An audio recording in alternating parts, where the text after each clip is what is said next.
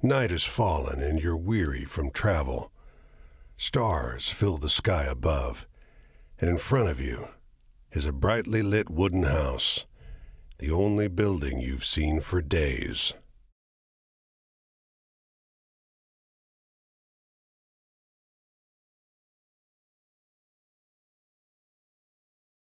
You walk toward the house, hearing the sounds of laughter and talk as you reach the door and push it open.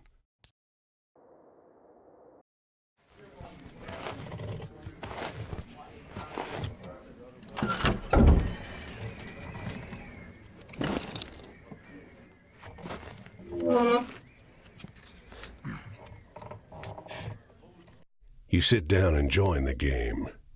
It's a cheap buy-in, and not many of the other players are very good. The lady fiddling with dice gets good cards, but has no real strategy. The man to your right seems to just hold on to the highest cards he has, regardless of suit or any consideration of matches.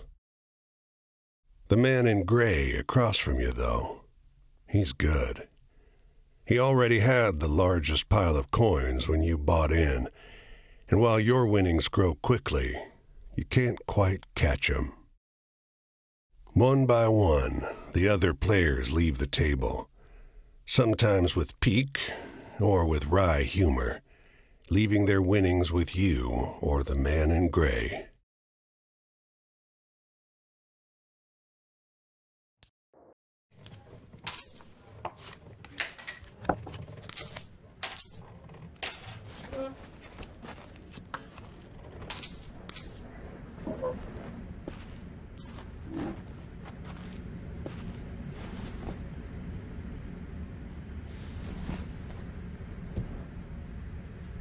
Finally, it's just you and the man in gray. He looks at you, full of humor, and winks. Last hand? He deals, you draw, and look at your hand. It's good. It's great. The best hand, in fact. A royal straight flush. Spades. Aces high. But the man in gray pushes forward his whole pile. You're not sure exactly how much it is, but it's more than you've got. You can't match that. The man in gray stops you. Now, if you like, I'll let you wager your word. I know you'll be good for it. Just promise you'll pay the debt, however I ask. Yep, 10, Jack, Queen, King, Ace. All spades. The man in gray smiles. All right, then. I'll call.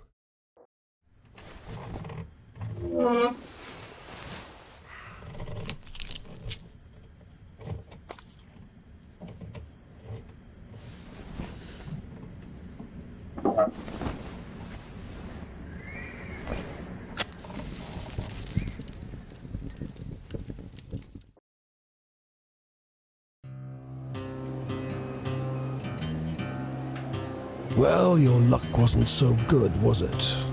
That's quite the hand, but not for the game we're playing. I'm afraid you owe me. Your life, sure, but more than that, your labor. You see, this land is built on stories. It's one big story, this country, woven of many small ones. Few of the small ones are strictly true, and the big story is mostly up. All the stories and songs and myths and legends start somewhere, with a seed. As they're told and retold and passed around, they grow and change to become the stories we know. To pay your debt to me, you'll be carrying stories. Finding the seeds first and then spreading them, telling them onwards so they can begin gaining strength. This is no light task. Stories are heavy. Most of the stories you'll find will be small seeds, They might be true, but they'll grow wild and unbelievable with the telling. The more important stories are the true ones, the ones people will tell you about their own lives. Those often get lost in the weaves of the big story. The more true stories you can find and tell, the more you can weave that truth into the big story. Tarnish it a bit perhaps, but isn't a dingy and battered truth better than a shining lie? Now, go ahead. You tell me a story. I'll trade you some information about your task.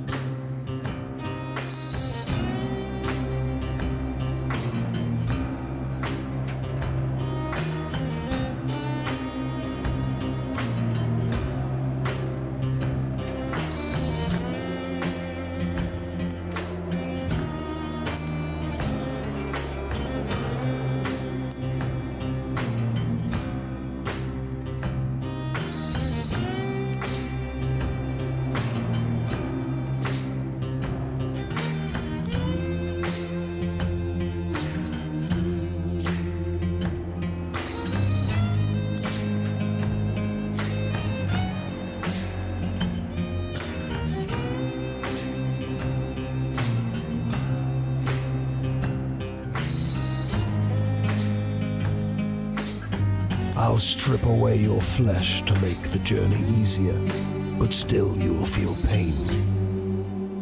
Hunger, weariness, thirst, and despair. They're all part of stories, a part not often told. And death, yes, but don't worry. As long as your task remains, you'll come back.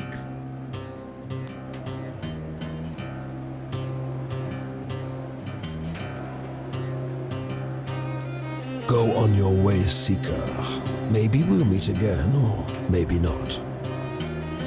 Either way, it'll be an experience for you. I'm jealous in some ways. I hope you find what you're looking for.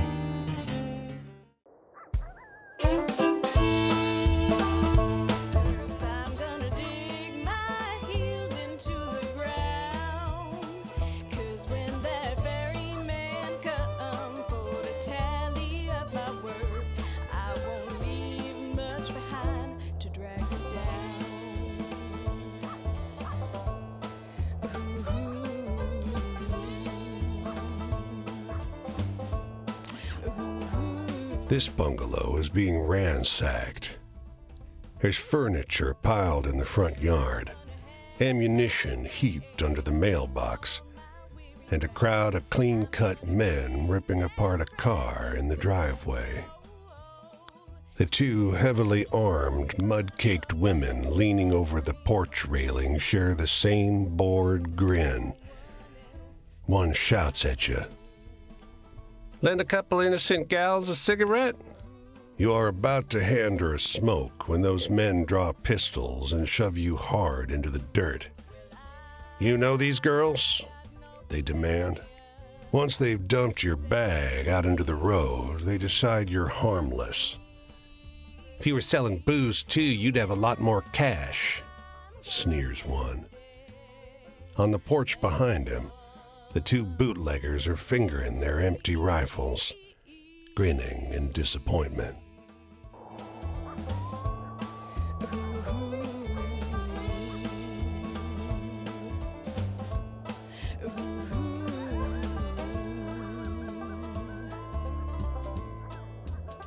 Well, I'm gonna cast my stones o'er the waters of this land, and by I'll see them far and long. 'Cause when the night come down for to take me hand in hand,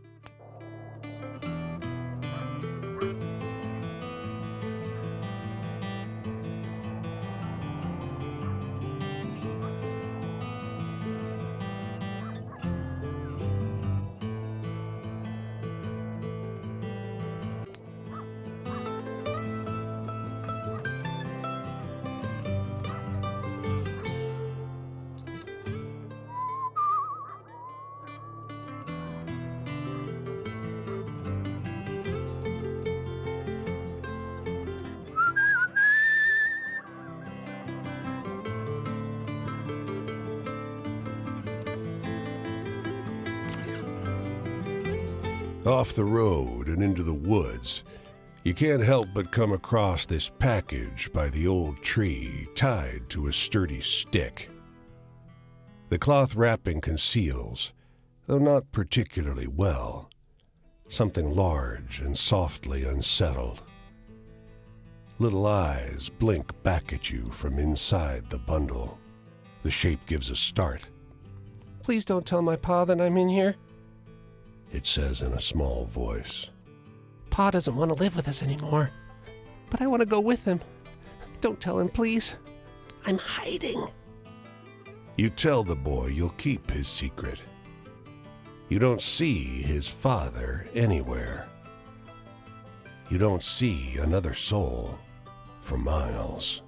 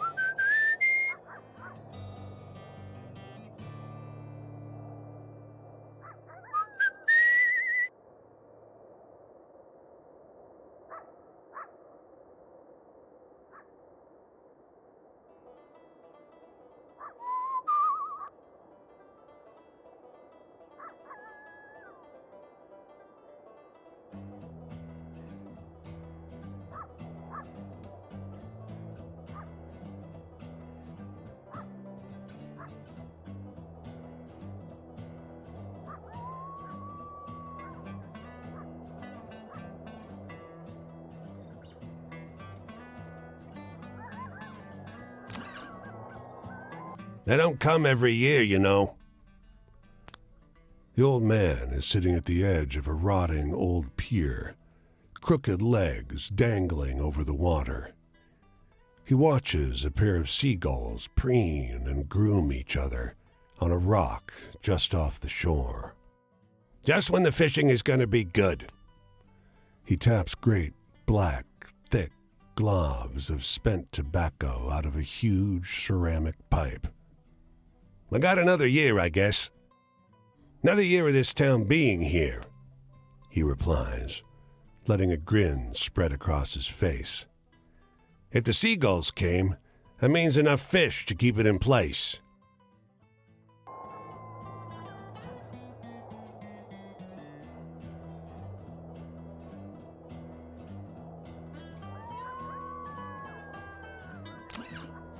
The woman walks the small town square with the poise of Betty Davis, the confident stride and inimitable mannerisms elevating the sidewalk into a plush Hollywood carpet, and wrapped around her neck, a yellow velvet ribbon, bright as an ocean sunrise. You question a well-dressed man parked outside an oyster house. Prudish woman. I took her on a fine date, and she didn't remove so much as a ribbon. Excuse me, can you step back from the coupe? That's the spirit. You decide to seek a second opinion. You talk with a waitress smoking outside a diner. Something funny about her. Just showed up one day. Doesn't work, doesn't live anywhere far as I know. Just around. Myself, I'd love to know who made all her beautiful clothes. You ask the woman if you may join her at a public bench. You may. Lovely outside, isn't it? Her eyes are a beautiful shade of brown. Beneath the yellow ribbon, a thick, fibrous scar wraps around her throat. Weather like this, it reminds me of Paris.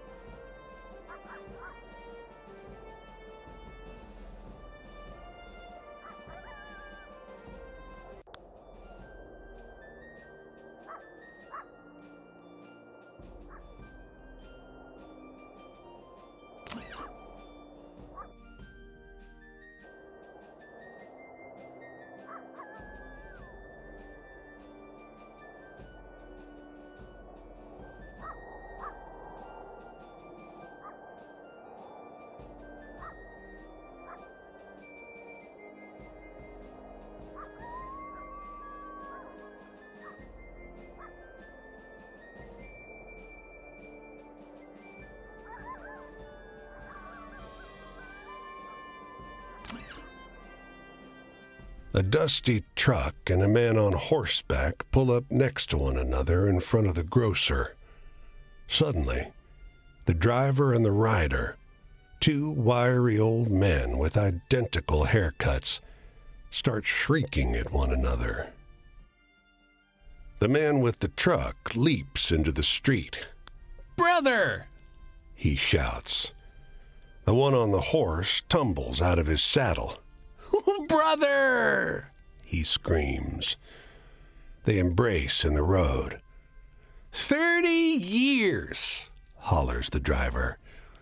The rider, tears streaming down over his face, corrects him. No, 32! Everyone here is watching these two older men cry and hug one another in the middle of Main Street. Cars and wagons are backing up. People are yelling. Take a photo of us! The driver begs you. Starts hauling a tripod out of the bed of his truck. As you usher them onto the sidewalk, the driver says, Joe, I thought you were dead. The rider freezes. Joe? He blurts. I'm not Joe. The two men stare at one another, each slowly recognizing something alien in their mistaken brother's face.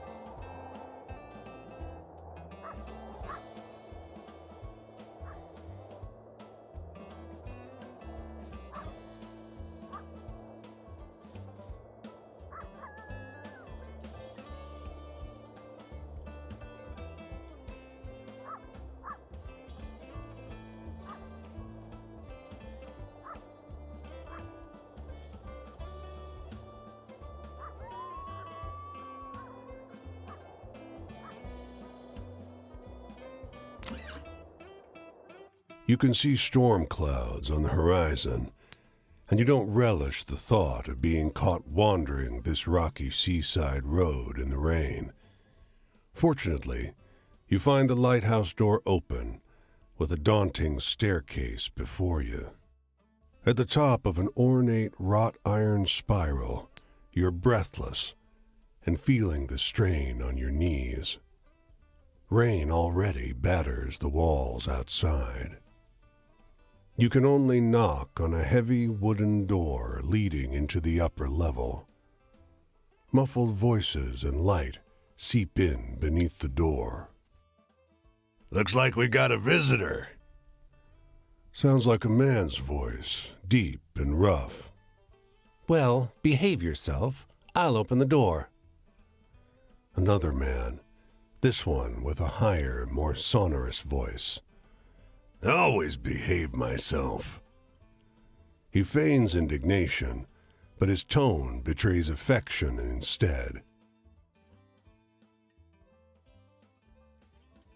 After a moment, the door unlatches from the inside and opens. The man before you is tall and muscular, with a hint of a paunch beneath his wide chest. The heavy iron knob on the door looks nearly dainty in his huge hand. Didn't want to be out in this rain, did you? Come in. Despite the rough exterior, this room looks like a well-appointed parlor.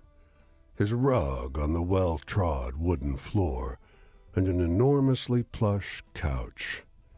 And sat upon it is a stocky fellow grinning through a great hazel-colored beard. "Tea?" he offers, hoisting a teapot. Oh, we manage. The tall one sits on the sofa, casually wrapping an arm around the other lighthouse keeper. The quiet suits us just fine. He needs his quiet time. He's a writer. The tall one grunts. I dabble. But you must have some good stories from the road. You wake up the next morning on their old sofa, still warm from an excess of tea.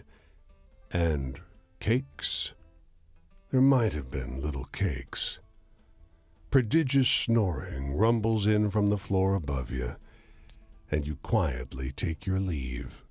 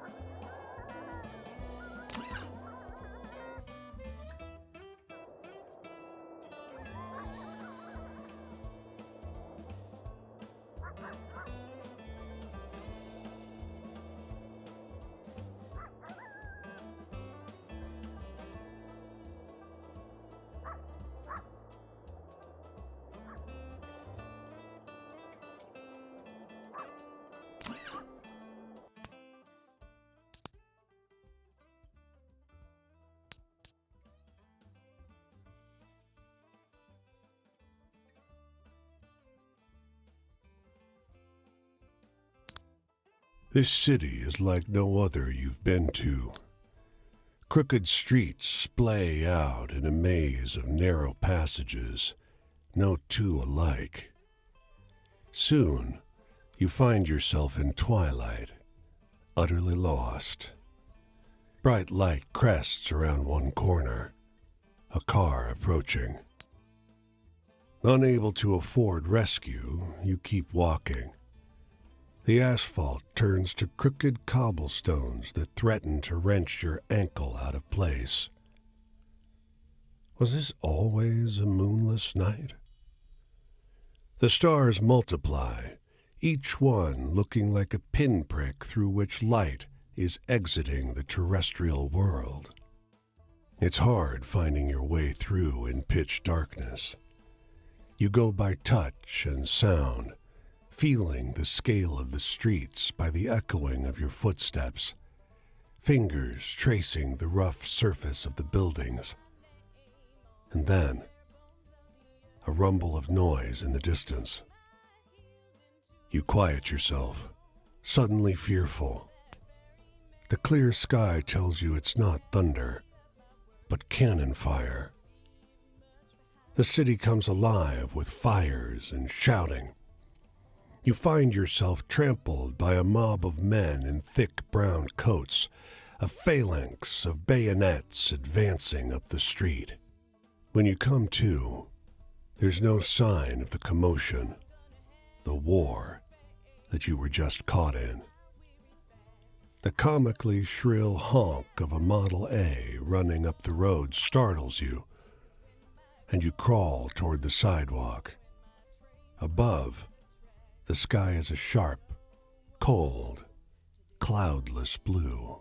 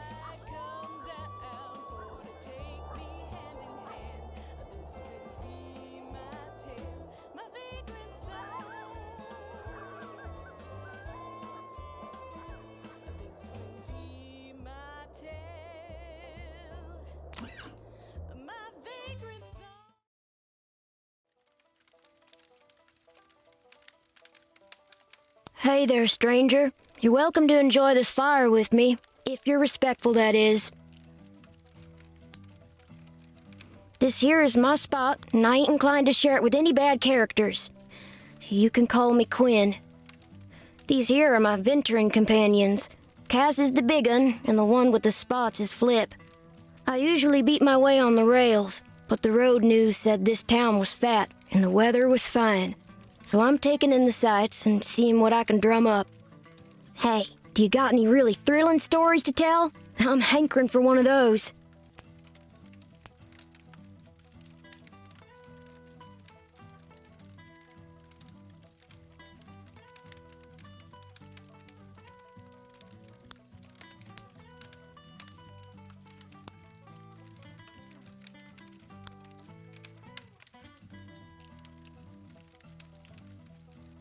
I usually like the scary stuff, but your story needed more punch, I think.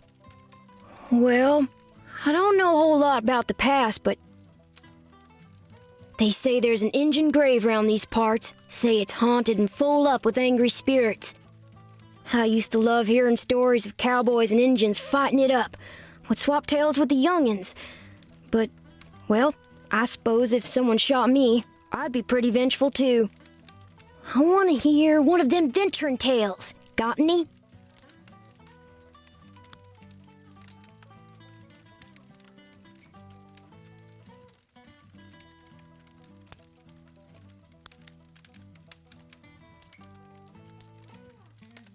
Leaving already?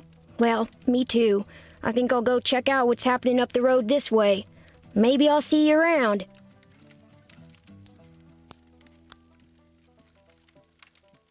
The tramping life suits me just fine. Every day's a venture. With things being so depressed, folks walk around like it's the end of everything good. But it ain't. Plenty nice things to see if you know where to look.